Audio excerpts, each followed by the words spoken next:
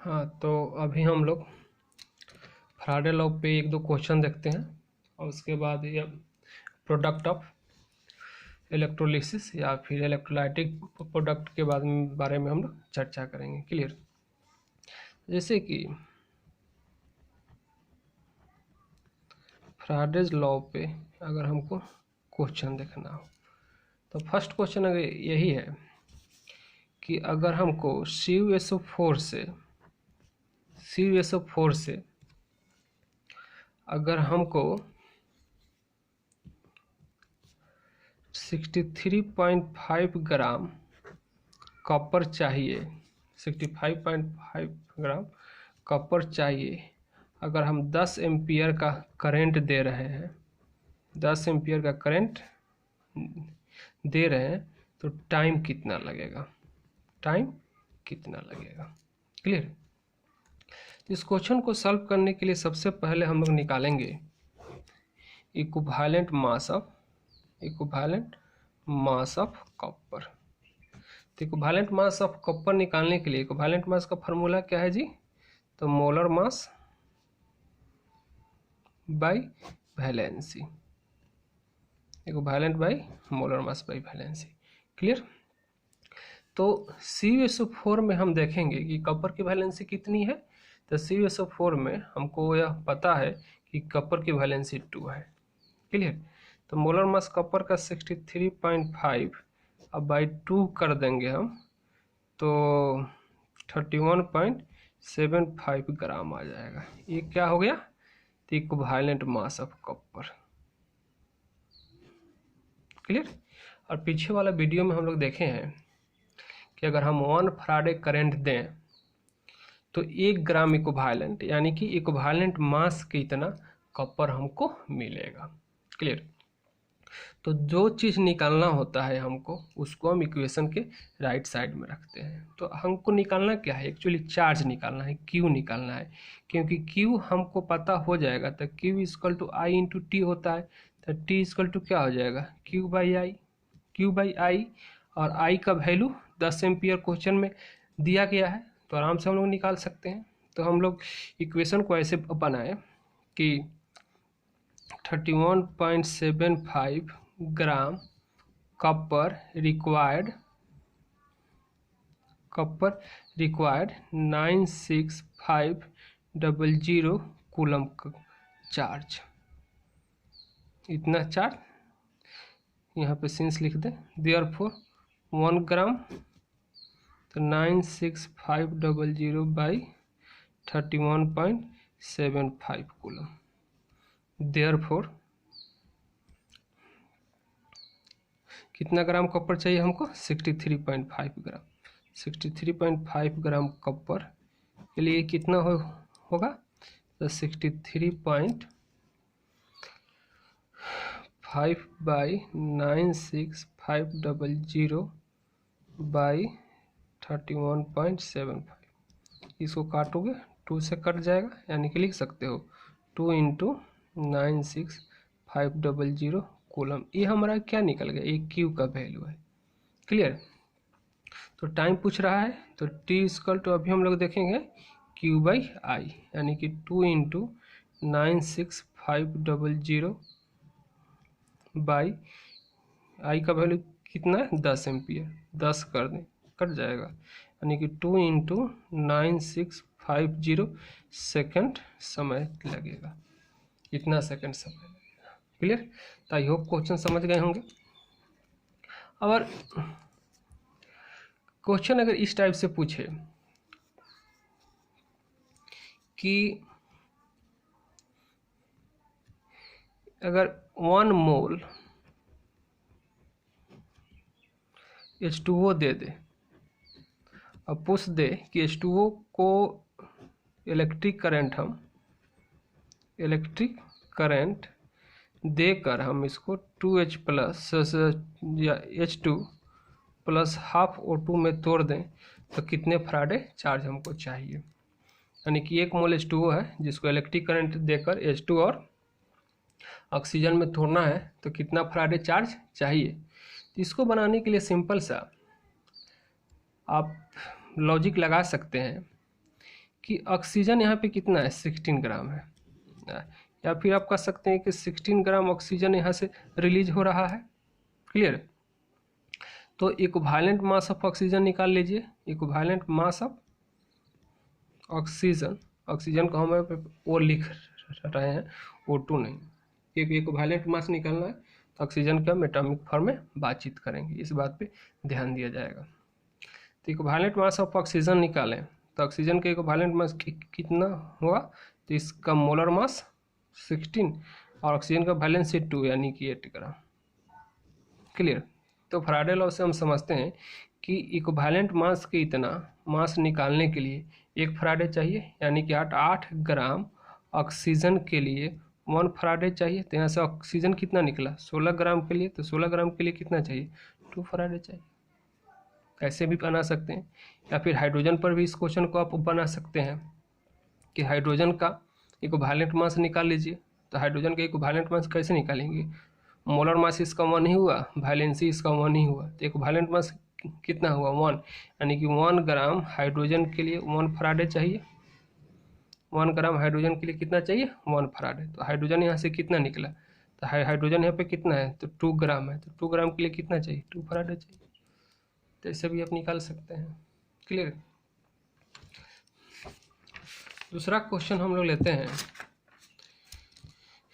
कि suppose that कि copper sulphate का सॉल्यूशन हो और MgSO4 का सॉल्यूशन हो। क्लियर।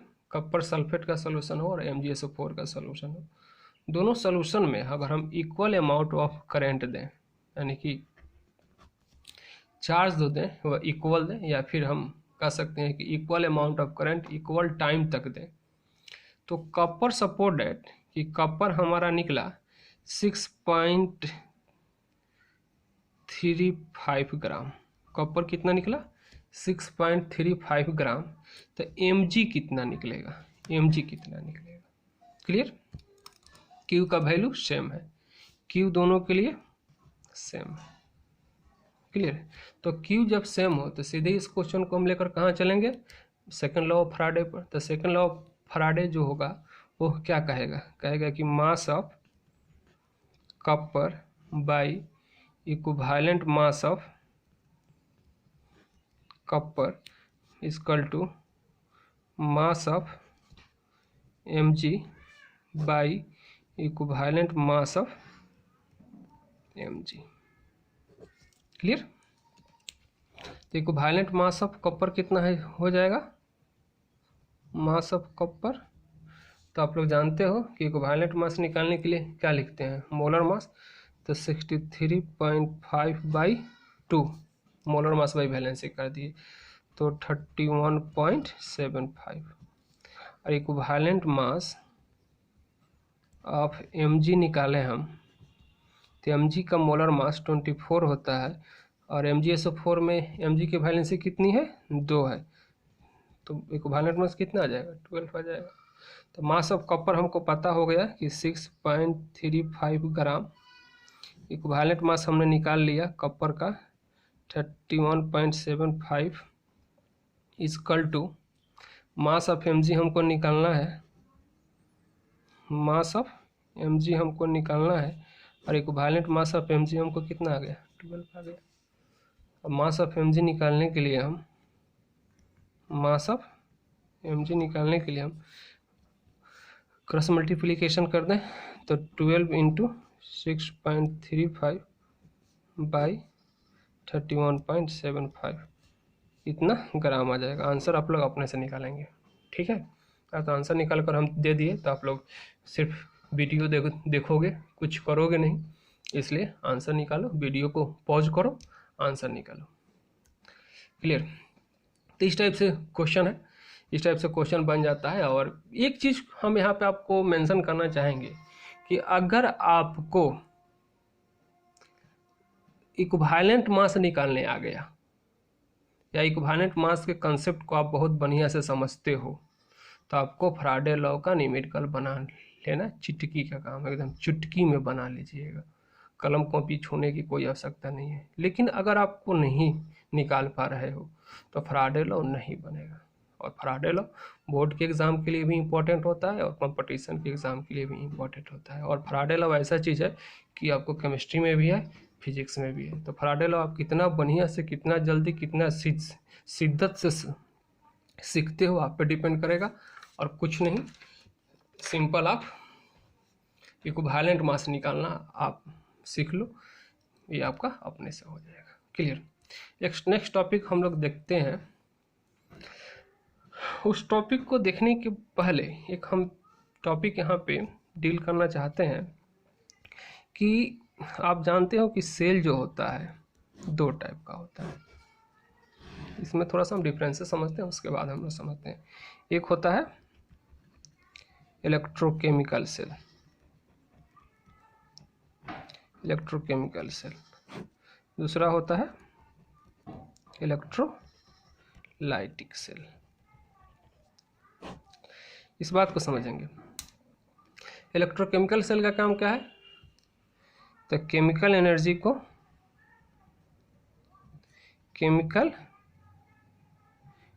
को चेंज करता है इलेक्ट्रिकल एनर्जी में। ये काम क्या करता है? इलेक्ट्रिकल एनर्जी को चेंज करता है केमिकल एनर्जी में, केमिकल एनर्जी में। क्लियर। दूसरा बात कि यहाँ पे जो होता है वह डिफरेंट कंटेनर में हम लेते हैं, कैथोड को, एनोड को। हम एक भी कंटेनर में या ले सकते हैं, ये हम पे डिपेंड करता है कि हम किस टाइप से सेल को डिजाइन कर रहे हैं। क्लियर। इसके नेक्स्ट वाले वीडियो में हम डिजाइनिंग ऑफ सेल के बारे में पढ़ेंगे, टाइप्स ऑफ सेल पढ़ेंगे, तो वहाँ से बातें क्लियर हो जाएंगी। तो यहाँ पे जो एनोड होता है, यहाँ पे एनोड के ऊपर ऑक्सीडेशन होता है और इसको हम निगेटिव मानते हैं। ये कैथोड होता है, कैथोड के ऊपर रिडक्शन होता है, इसको हम पॉजिटिव मानते हैं। यहाँ पे उल्टा होता है। यहाँ पे तो फर्स्ट बात तो ये है कि दोनों इलेक्ट्रोड हम एक ही इलेक्ट्रोलाइट में रखते हैं। इलेक्ट्रोलाइट हमारा एक ही होता है। अगर जैसे कि CuSO4 रखे हैं तो दोनों हमारा कॉपर का ही रॉड होता है, लेकिन एक को निगेटिव से जोड़ते हैं, दूसरे को पॉजिटिव से जोड़ते हैं। तो यहाँ पर जो पॉजिटिव है, यहाँ पर जो निगेटिव रॉड है इसको हम कैथोड कहते हैं, क्योंकि यहाँ पर जो होता है वो ऑक्सीडेशन हो जाता है। या पॉजिटिव जो है इसको एनोड कहते हैं, सॉरी कैथोड पे यहाँ पे रिडक्शन होता है, निगेटिव होता है यहाँ पे कैथोड कहते हैं, जहाँ पे इसका रिडक्शन होता है, और एनोड पे ऑक्सीडेशन होता है या पॉजिटिव होता है। कैसे ऑक्सीडेशन होता है इसके हम पिछले वाले 1-2 वीडियो के पीछे वाले वीडियो में हम बातचीत किए हैं, आप वहाँ से समझ सकते हो। इसको हम आगे बढ़ते हैं।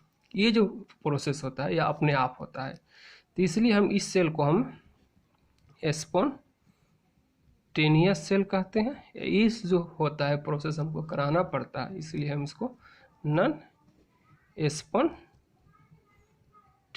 सेल कहते हैं। इसका चर्चा भी हम लोग पिछले वाले वीडियो में किए हैं, बस एक ओवरव्यू करते हैं। यहाँ पे डेल्टा जी होता है स्पॉन्टेनियस प्रोसेस के लिए, डेल्टा जी नेगेटिव होता है, इस पर भी हम लोग बातचीत किए हैं, गिव्स फ्री एनर्जी। यहाँ पे जो डेल्टा जी होता है वह पॉजिटिव होता है, गिव्स फ्री एनर्जी जो होता है यहाँ पे पॉजिटिव होता है। तो ये बेसिक डिफरेंसेस है इलेक्ट्रोकेमिकल सेल में। और इलेक्ट्रोकेमिकल सेल में एक बात आप लोग समझ चुके होंगे कि यहाँ पे कि जो भी सेल जो केमिकल एनर्जी को इलेक्ट्रिकल एनर्जी में चेंज कर रहा है, तो हमारा गैल्वेनिक सेल भी होगा, डेनियल सेल भी होगा। तो ये सारे सेल जो है वह इलेक्ट्रोकेमिकल सेल है। क्लियर। उसके बाद हम लोग जानते हैं कि कुछ सेल ऐसे होते हैं जो चार्जेबल होते हैं। तो जो चार्जेबल होते हैं तो उसको ध्यान में रखा जाएगा कि वो इलेक्ट्रोकेमिकल का भी काम करते हैं और इलेक्ट्रोलाइटिक का भी काम करते हैं। तो ऐसे सेल को हम सेकेंडरी सेल कहते हैं। बैटरी में बात करेंगे तो हम लोग सेकेंडरी बैटरी करेंगे, जिसकी चर्चा हम नेक्स्ट वीडियो में करेंगे। क्लियर। तो हमको मेनली यहाँ पे देखना था कि प्रोडक्ट ऑफ इलेक्ट्रोलिसिस, तो उसको समझने के लिए हमने इस बातों को समझा, उसके बाद हम लोग बात करते हैं।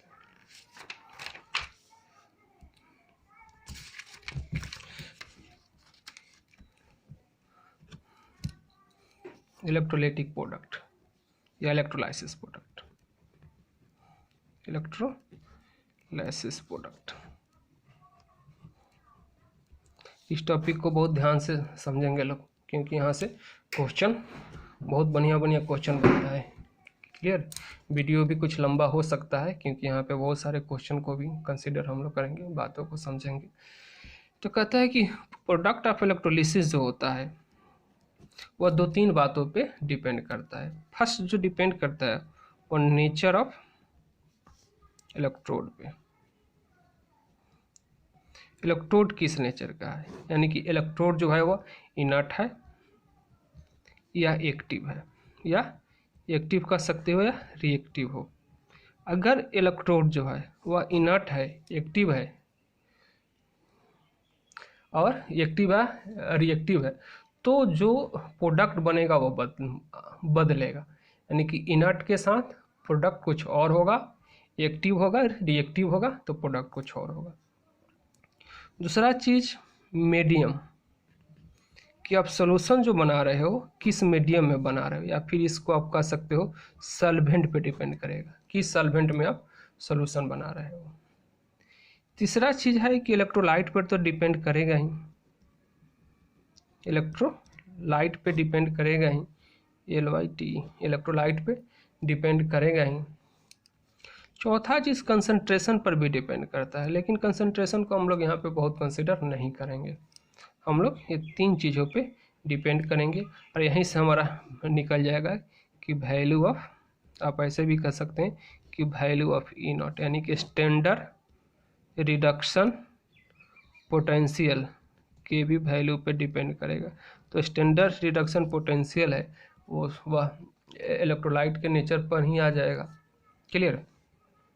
तो इन चीज़ों को ध्यान में रखना होगा कि इन चीज़ों पे वैल्यू डिपेंड करता है। क्लियर। अब जैसे कि हम इसका फर्स्ट एक एग्जांपल समझते हैं, electrolysis of brine solution. Brine solution, तो ब्राइन सॉल्यूशन को आप लोग समझते हो कि aqueous solution of NaCl। NaCl का एक्वस सॉल्यूशन को हम लोग ब्राइन सॉल्यूशन कहते हैं। कोई अगर गेस्ट आ जाए तो पूछिएगा कि ब्राइन सॉल्यूशन पीजिएगा, कहेगा कि हाँ, तो कुछ नहीं करना है, 1 गिलास पानी में 2-4 चम्मच नमक डाल के पिला दीजिएगा, बोलिएगा कि ब्राइन सॉल्यूशन है। क्लियर। कहता है कि एक्वस सॉल्यूशन आप अगर ले रहे हो तो ये बात तो समझ में आ गई। यहाँ पे जो सेल लेंगे वो हम कौन सा सेल लेंगे भाई, तो इलेक्ट्रोलाइटिक सेल लेंगे, क्योंकि हम करंट दे रहे हैं। क्लियर। यहाँ पे हम इनर्ट इलेक्ट्रोड ले लिए, इनर्ट इलेक्ट्रोड प्लेटिनम का ले लिए, क्योंकि प्लेटिनम का अपना रिएक्टिविटी नहीं है, यानी दोनों प्लेटिनम का इलेक्ट्रोड है। PT इलेक्ट्रोड लिख देते हैं। इसमें हमने क्या किया कि NaCl डाल दिया, NaCl एक्वस पानी में मिला के डाल दिया। सॉल्वेंट पे डिपेंड करता है, इस बात को एक एक करके हम लोग समझेंगे। एक्वस NaCl हमने डाल दिया, इसको हमने क्या किया कि पॉजिटिव से कनेक्ट किया। पॉजिटिव मतलब क्या हो जाएगा, यहाँ पे पॉजिटिव, यहाँ पे एनोड होगा। इलेक्ट्रोलाइटिक सेल है, चलिए लिख ही देते हैं यहाँ पे, इलेक्ट्रोलाइटिक सेल यहाँ पे लिख देते हैं, इलेक्ट्रोलाइटिक सेल है। निगेटिव क्या होगा, यहाँ पे कैथोड होगा।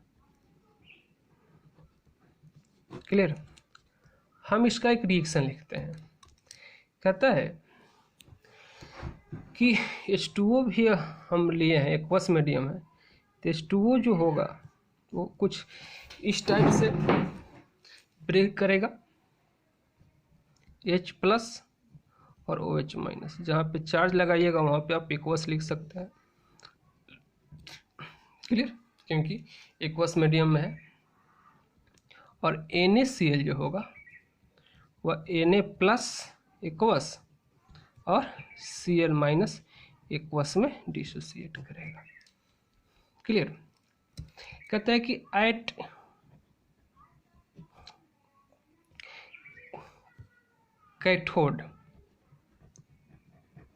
कैथोड के रिएक्शन को अगर हम समझें तो कैथोड पे H प्लस आयन जाएगा और एक इलेक्ट्रॉन लेकर यह H2 बनकर बाहर निकालना चाहेगा।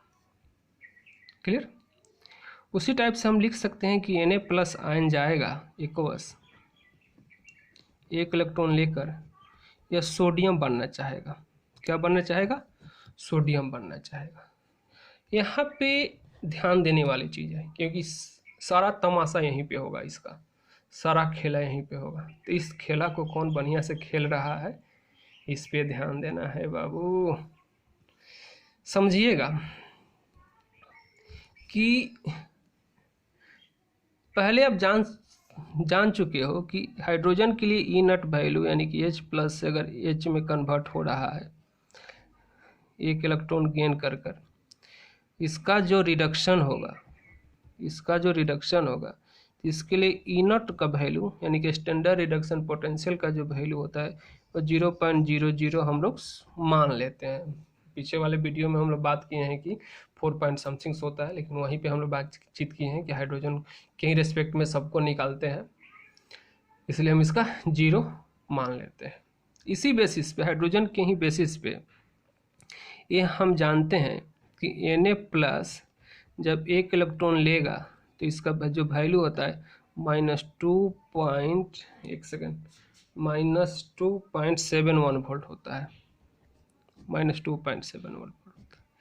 तब माइनस वैल्यू इसके आ गया ई नॉट का, यानी कि ये चीज़ आप लोग समझ चुके हो कि माइनस वैल्यू है, यानी कि इसका रिडक्शन फेवरेबल नहीं होगा। यानी कि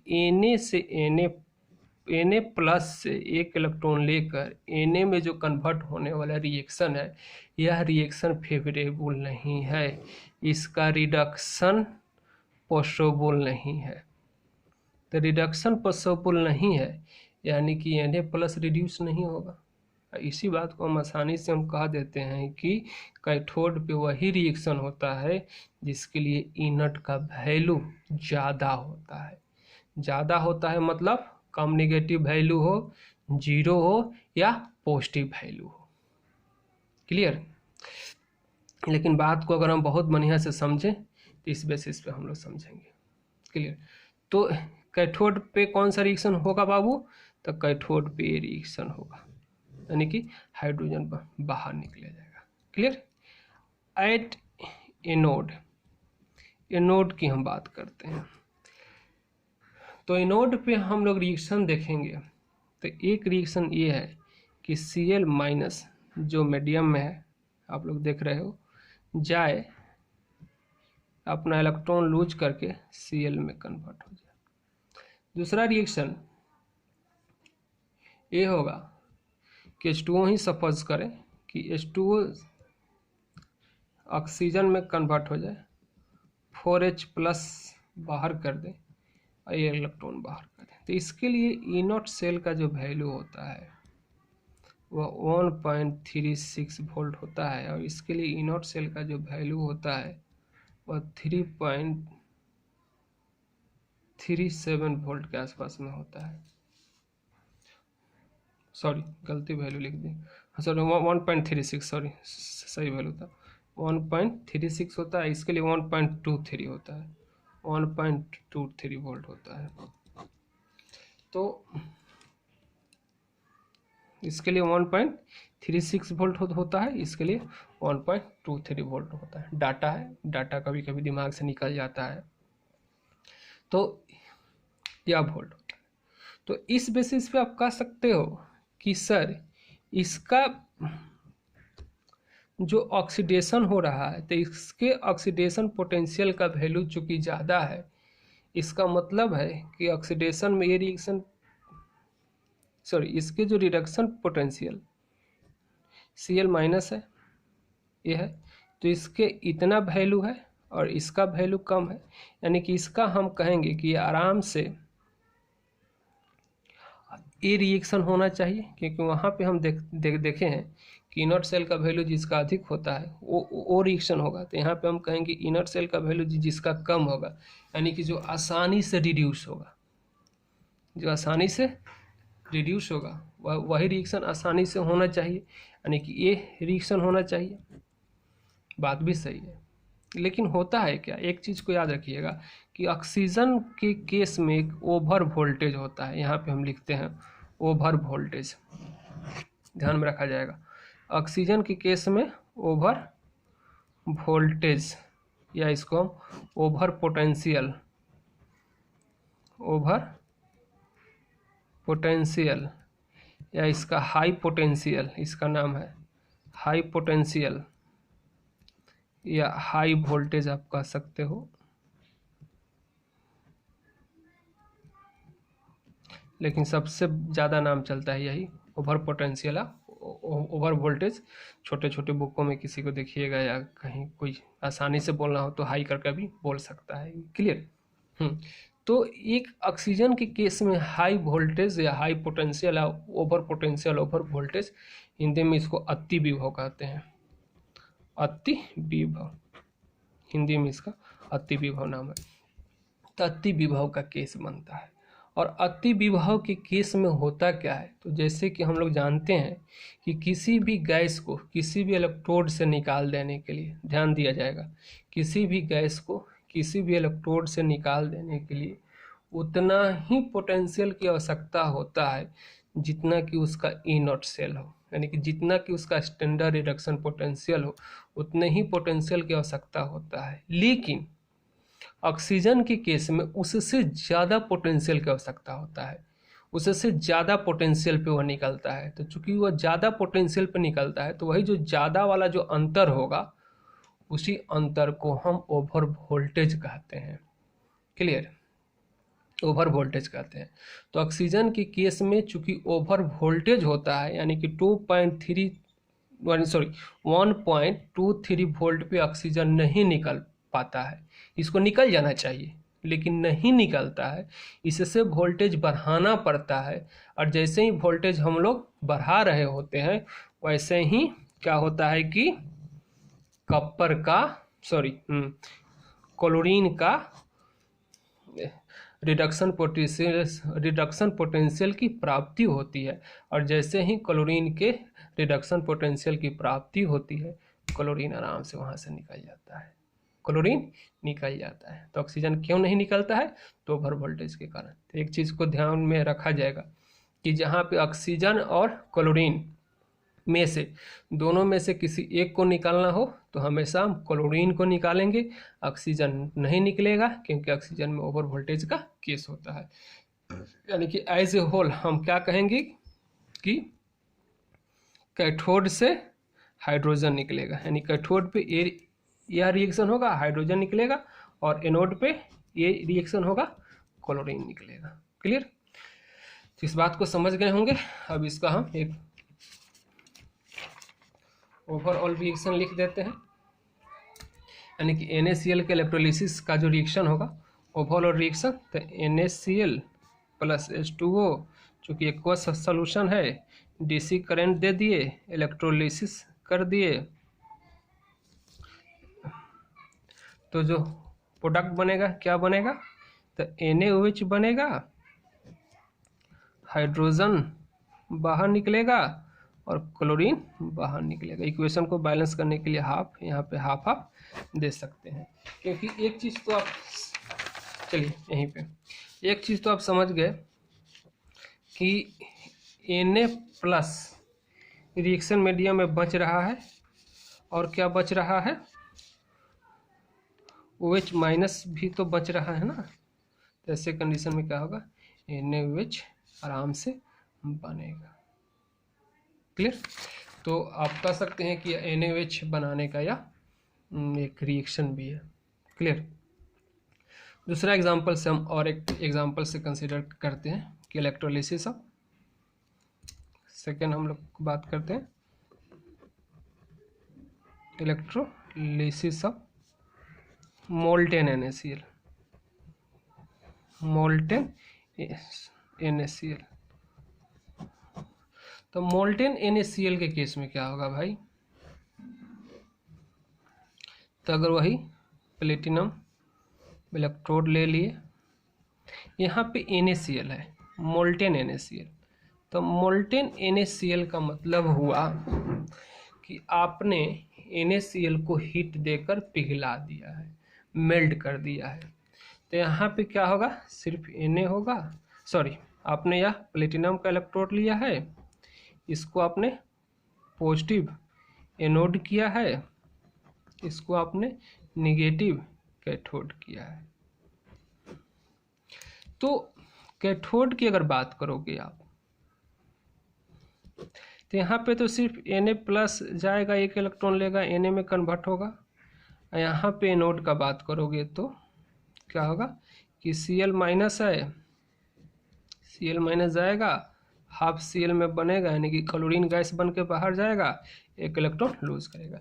यहाँ पे चूंकि एक ही रिएक्शन है, तो रिएक्शन की वरीयता इसमें नहीं है, यानी कि एक ही रिएक्शन है तो किसका, तो फिर इनट के तो वैल्यू पे हम लोग देखना नहीं है कि कौन सा रिएक्शन होगा, कौन सा रिएक्शन नहीं होगा। तो यहाँ पे सिर्फ एक ही चीज़ है, तो हम यहीं पे बात करेंगे। क्लियर। नेक्स्ट हम लोग देखते हैं 3 नंबर क्वेश्चन देखते हैं कि इलेक्ट्रोलिसिस ऑफ एक्वस NaF या VVI है, इस पे आप लोग ध्यान दोगे। तो एक्वस NaF लिए हो, चलिए सेल बनाए, NaF एक्वस है, पॉजिटिव एनोड, निगेटिव कैथोड, दोनों इलेक्ट्रोड प्लेटिनम का है, Pt का है। एक चीज़ को ध्यान दिए, अभी जो भी हम लोग एग्जाम्पल लिए हैं सबके सब हम इनर्ट इलेक्ट्रोड में पढ़े हैं। क्लियर। तो एनोड की अगर हम लोग बात करेंगे, जैसे कि रिएक्शन अब चूंकि एक्वस है तो H2O है, तो H2O भी तो अपना काम करेगा, H प्लस और OH माइनस में टूटेगा, और NaF जो है वह Na प्लस और F माइनस में टूटेगा। एक्वस सब में लिख लेंगे, कभी कभी छूट जाए एक्वस लिखना, तो जहाँ पे चार्ज दीजिएगा एक्वस मीडियम है वहाँ पे एक्वस लिख लीजिएगा। क्लियर, छूट सकता है। बात करते हैं कि एनोड पे कौन सा पॉजिटिव, चलिए कैथोड की बात करते हैं। तो कैथोड की बात करें तो H प्लस जाएगा, एक इलेक्ट्रॉन लेगा, H2 बनेगा, Na plus E minus Na, aqueous लिख लेंगे यहाँ पे। ये रिएक्शन नहीं होगा, क्यों नहीं होगा, बात हम लोग समझ चुके हैं, क्योंकि इसके इनट का वैल्यू निगेटिव है, यानी कि इसका रिडक्शन, ये रिडक्शन रिएक्शन संभव नहीं है। कहता है कि एनोड की अगर हम बात करते हैं तो आप कहोगे कि सर फ्लोरीन निकल जाएगा, इसलिए फ्लोरीन निकल जाएगा क्योंकि ऑक्सीजन के केस में ओवर वोल्टेज है। 1 मिनट के लिए आपका बात सही भी है, क्योंकि क्लोरीन के केस में आपने ओवर वोल्टेज को पढ़ कर आया है। ठीक है, तो ओवर वोल्टेज में आपको तो डिफरेंसेस ना देखना होगा कि कितना डिफरेंस है, तो फ्लोरीन के जो स्टैंडर्ड ऑक्सीडेशन रिडक्शन पोटेंशियल है उसका वैल्यू देखना होगा। तो कहता है कि फ्लोरीन जो होता है F 2 इलेक्ट्रॉन गेन कर 2F जो बनाता है, तो इसके लिए 2.87 वोल्ट का वैल्यू होता है। तो इतना अधिक वैल्यू, तो कहता है कि सॉरी F2 यहाँ पे F लिख दिया। कहता है कि इतना अधिक वैल्यू है, इसको आप इस टाइप से समझिए कि 2F माइनस या F2 में बना 2 इलेक्ट्रॉन लूज किया 2.87 वोल्ट। तो इतना अधिक वैल्यू है। तो हाई ऑक्सीजन के जो वैल्यू है कि ऑक्सीजन कितना बा 1.23 वोल्ट से इसका तो वैल्यू बहुत ज़्यादा है। तो ऐसे कंडीशन में ऑक्सीजन निकलेगा। क्योंकि ऑक्सीजन में ओवर वोल्टेज का केस होता है, लेकिन ओवर वोल्टेज क्लोरीन इसलिए निकल जाता था कि 1.36 वोल्ट तक था, डिफरेंसेस बहुत ज़्यादा नहीं था। तो वोल्टेज को जैसे भी बढ़ाया जाएगा ये वोल्टेज तक पहुंचा जा सकता है, लेकिन यह बहुत ज़्यादा का डिफरेंसेस है। वैसे कंडीशन में क्या होगा कि ऑक्सीजन ही निकलेगा। एक बात। दूसरी बात कि ऑक्सीजन अगर मीडियम में मिले H2O में और फ्लोरीन के साथ, तो फ्लोरीन की इलेक्ट्रोनिगेटिविटी क्या है, बहुत अधिक है। तो फ्लोरीन की इलेक्ट्रोनिगेटिविटी बहुत अधिक होने के कारण क्या करेगा, 2H बनाएगा और ऑक्सीजन को बाहर करेगा। यानी कि इस रिएक्शन की पॉसिबिलिटी को भी हम देखें तो ऑक्सीजन ही बाहर जाएगा। यानी कि हमेशा एक चीज़ को याद रखिएगा, यहाँ पे लिख दे रहे हैं VVI, कहते हैं कि NaCl है, तो यहाँ पे कैथोड लिखते हैं, यहाँ पे एनोड लिखते हैं। तो NaCl है, एक्वस है। तो NaCl एक्वस अगर है तो कैथोड से क्या निकलेगा, हाइड्रोजन। एनोड से क्या निकलेगा, क्लोरीन। अगर सिर्फ NaCl है, मोल्टेन है, तो कैथोड से क्या निकलेगा, सोडियम। एनोड से क्या निकलेगा, क्लोरीन। और तीसरा, अगर NaF है, अगर एक्वस है, तो कैथोड से क्या निकलेगा, हाइड्रोजन। एनोड से क्या निकलेगा, ऑक्सीजन। एक और लिख देते हैं कि अगर NaF है, अगर मोल्टेन है, अगर मोल्टेन है तो कैथोड से क्या निकलेगा, फ्लोरीन, सॉरी सोडियम। और एनोड से क्या निकलेगा, फ्लोरीन। क्योंकि मोल्टेन है तो अब तक कोई चांस है ही नहीं, तो अब तो यही निकलेगा, दूसरा कुछ नहीं निकलेगा। क्लियर। तो आई होप समझ गए होंगे, इस डाटा को याद रखेंगे, बहुत ज़रूरी है। क्लियर।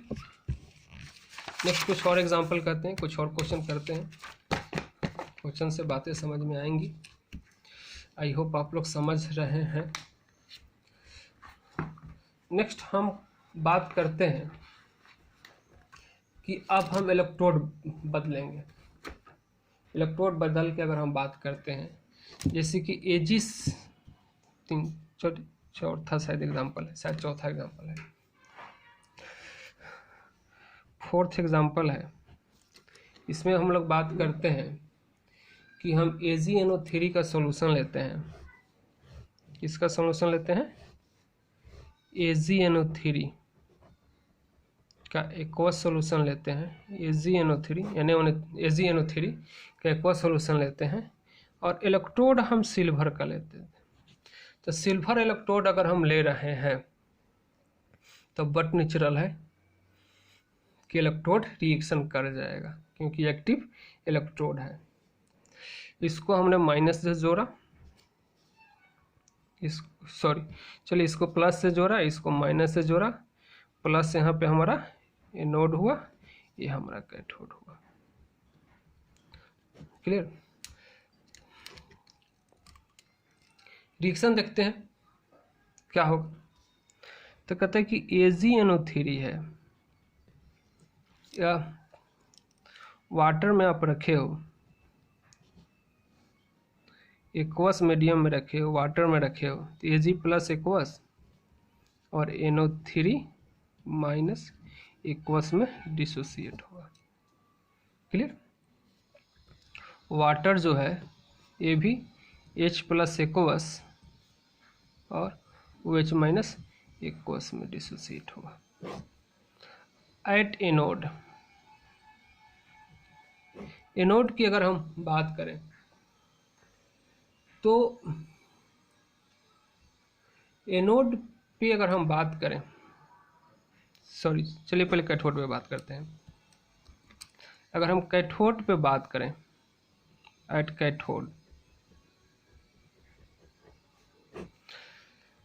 तो कैथोड पे आप देख रहे हो कि Ag प्लस आएगा एक्वस और एक इलेक्ट्रॉन लेगा और Ag में कन्वर्ट होगा, या H प्लस आएगा एक्वस, एक इलेक्ट्रॉन गेन करेगा और हाफ H2 बनाएगा। इसके लिए इनर्ट सेल का वैल्यू जो देखते हो आपको 0.80 वोल्ट होता है। इसके लिए इनर्ट सेल का वैल्यू 0.00 वोल्ट होता है। तो ये चीज़ आप लोग समझ चुके हो कि वही रिएक्शन कैथोड पे होगा जिसके लिए इनर्ट सेल का वैल्यू ज़्यादा है, तो इनर्ट सेल का वैल्यू इसके लिए ज़्यादा है तो ये रिएक्शन होगा। या फिर आप देख रहे हो कि इसके जो रिडक्शन पोटेंशियल का वैल्यू पॉजिटिव है, यानी कि आराम से यह रिड्यूस हो जाएगा, आराम से यह रिड्यूस हो जाएगा, यानी कि ये रिएक्शन आराम से होगा। यानी कि Ag जो होगा वह Ag पे जाकर डिपॉजिट होने लगेगा, यानी कि धीरे धीरे धीरे धीरे ये जो होगा वह कैथोड जो होगा इस पे Ag के आने के कारण एक कैथोड थिकर होते जाएगा, मोटा होते जाएगा। क्लियर। उसके बाद बात करते हैं एट एनोड। एनोड पे आप देख रहे हो कि NO3 आ रहा है और एनोड किस चीज़ का है, सिल्वर का है, OH माइनस आ रहा है। तो कहता है कि एक AgNO3 बने और एक इलेक्ट्रॉन लूज कर दे और AgOH बने, एक इलेक्ट्रॉन लूज करे, क्योंकि यहाँ पर रिएक्शन की पॉसिबिलिटी है। इसलिए पॉसिबिलिटी है क्योंकि एनोड यानी जो इलेक्ट्रोड है वो आपका इनर्ट इलेक्ट्रोड नहीं है, तो इनर्ट इलेक्ट्रोड नहीं है तो वह इलेक्ट्रोड रिएक्शन करेगा। बात क्लियर कि एनोड जो है वो रिएक्शन करेगा, तो रिएक्शन करेगा तो ऐसे कंडीशन में क्या होगा कि रिएक्शन फिर से होगा और जो रिएक्शन है यानी कि जो मतलब कि ये जो इलेक्ट्रोलाइट है वह इलेक्ट्रोलाइट का जो कंसंट्रेशन है वो एज यूजुअल, इलेक्ट्रोलाइट का जो कंसंट्रेशन है वह एज यूजुअल बन के रहेगा रिएक्शन में। क्लियर, आई होप समझ गए होंगे। नेक्स्ट हम लोग बात करते हैं, इसी को हम लोग बात करते हैं कि AgNO3 का ही हम सोल्यूशन लेंगे, AgNO3 का ही सोल्यूशन लेंगे, एक और सोल्यूशन लेंगे, लेकिन इलेक्ट्रोड चेंज करेंगे। इलेक्ट्रोड जो हम लेंगे हम वो प्लेटिनम लेंगे। क्या इलेक्ट्रोड लेंगे? प्लेटिनम लेंगे। क्लियर। तो हम इसको हम प्लस कहते हैं, एनोड माइनस कैथोड। तो प्लेटिनम इलेक्ट्रोड ले लिए, तो अब क्या होगा कि यहाँ पर भी कैथोड पे रिएक्शन ऊपर लिखे हुए हैं तो हर बार लिखने की आवश्यकता है नहीं, बात आप समझ चुके होंगे, चाहे ना समझते होंगे तो चलिए लिख देते हैं कि H2O जो होगा वो टूटेगा H प्लस एक्वस और OH माइनस एक्वस, और AgNO3 जो है ये टूटेगा Ag प्लस एक्वस और NO3 minus aqueous. Clear. Cathode की अगर हम लोग बात करें,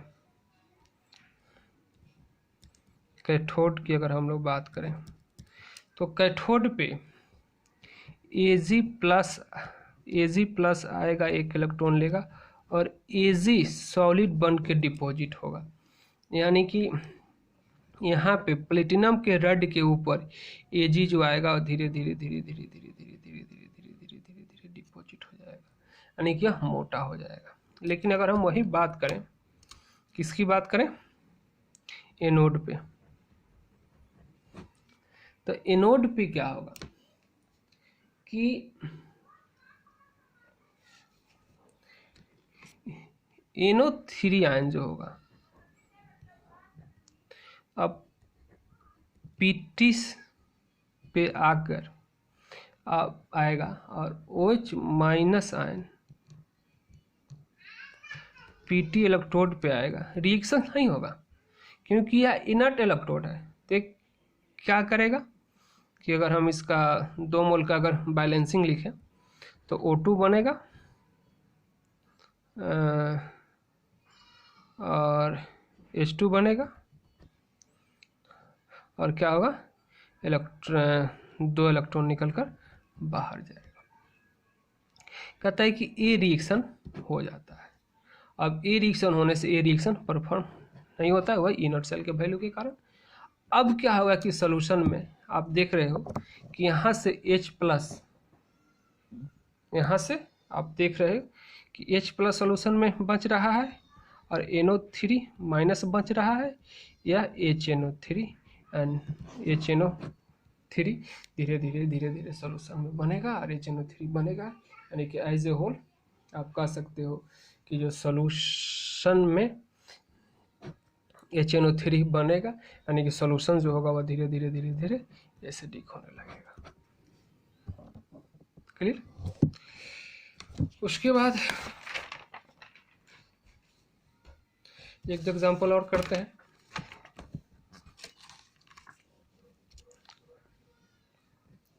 अगर इसी टाइप से अगर H2SO4 लें हम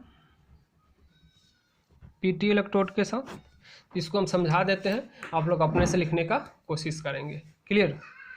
तो H2SO4 लेते हैं, एक्वस सॉल्यूशन में इलेक्ट्रोड हमने PT लिया, तो क्या होगा, H2SO4 है तो ये टूटेगा किस में, H2H+ और SO4 माइनस माइनस में, और H2O जो होगा वो क्या होगा कि H+ देगा